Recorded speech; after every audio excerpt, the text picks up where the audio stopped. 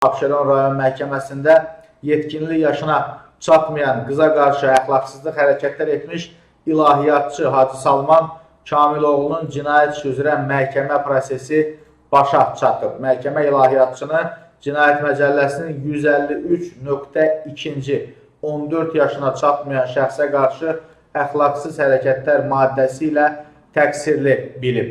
Məhkəmədə ifadə verən Hacı Salman azyaşlıya qarşı heç bir pis niyyətinin olmadığını, ona qarşı seksual zorakılıq etmədiyini deyib və buna dair ekspertiza rəyi olduğunu bildirib. Lakin məhkəmədə onun ibtidai istintaqa verdiyi etiraf edici ifadə elan edilib. Həmin ifadədə Hacı Salman küçədə gördüyü 11 yaşlı qıza qarşı hisslərinin oyandığını və onun yanağından öpdüyünü kənara çəkərək digər hərəkətlər etdiyini deyib. Məhkəmənin hökmü ilə 1988-ci il təvəllüdlü Hacı Salman Kamiloğlu'na 3 il 9 ay həbs cəzası verilib. Qeyd edək ki, hadisə ötən ilin iyun ayının 22-sində saat 19 radələrində Abşeron rayon Masazır qəsəbəsi ərazisində baş verib. İttihama görə Hacı Salman 11 yaşlı qızı küçədə maşınla dəvət edib və ona qarşı seksual xarakterli hərəkətlər edib. Baş vermiş hadisə kameraya düşüb və qızın yaxınlarının polisə müraciətindən sonra